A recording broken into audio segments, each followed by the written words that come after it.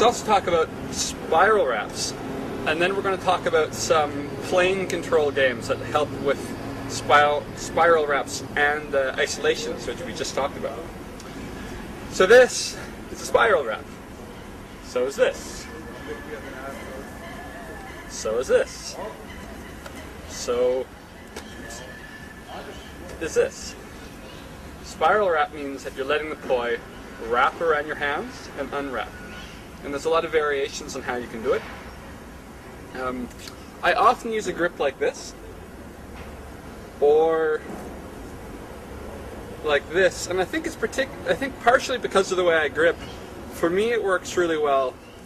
I put my hands like this, right? Both palms are face down, so my thumbs can roll like that. And say you can do it from any chasing pattern, from a weave, even from just this, or even from just this. Your hands will naturally, if you just go like that, the toy will naturally wrap up. You really want some wall plane control when you're doing split time same direction. So spiral wrap is all from this, where they're going the same direction one way or same direction the other way, split time. From the top, it really helps if it can look like this, where they're both on a wall plane.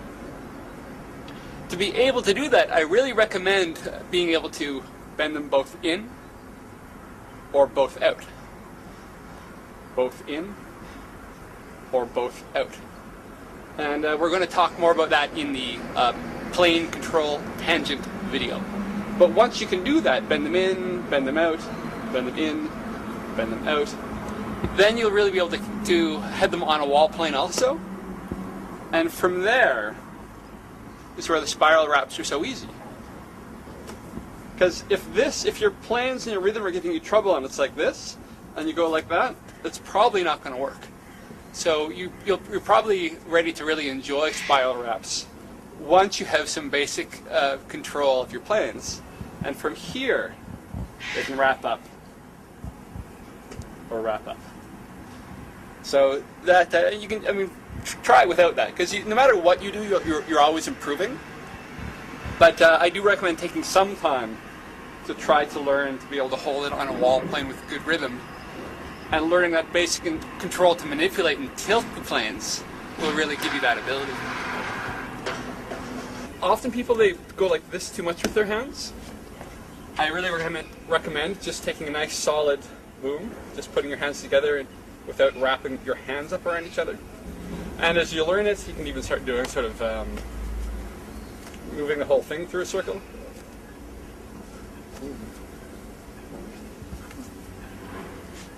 And people, of course, they start doing it around here, and you can do it behind your head, all kinds of fun places. It's a really nice feeling. Depending on how you put the toy in your hands, play with the different variations, and you'll find what works for you, because everybody does it differently. But this is one hand, both palms down. That's my favorite. Then there's palms facing each other. My friend Dan does it around his wrists, and he does it really well. I can't do it around my wrists like he can. It's really nice around one hand, because it makes it really easy to at the end grab it. And you can even do around some fingers. That can be a very nice feeling. And some people play, say, around 2 fingers, and then it wraps really slowly. So depending on what you're doing and the effect you want, it can all work. Like 2 fingers can be such a nice feeling, right? Because it goes so slow and gracefully. But Dan's amazing wrist action makes it go whew, boom, happens really quick. And the hands are so nice for stalling and grabbing at the end. So play with it all and find what works for you. And I recommend really kind of just watching what's happening. And some things, everybody in the beginning, they fall off your fingers for some reason. And everybody says, but why is it falling off my... And it did for me too, and then it just stopped eventually. And that's what Andy said, and that's what all of my favorite players said, is it just eventually it starts to work.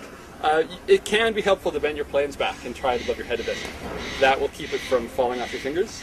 And it's actually a really nice move to do horizontally. If you're doing this, and you stop, It's fun to do above your head.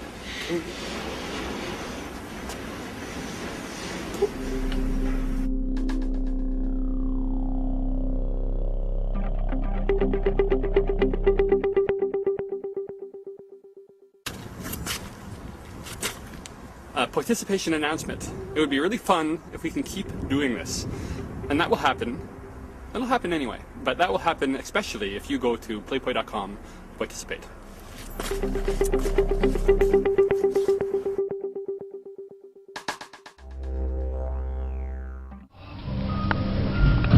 Check it out. It's like the next level. The next level in in urinal advertising technology. You've seen it here first in Europe. Check that out.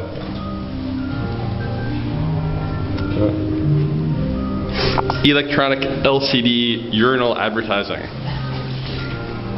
The future is now. It's getting crazy.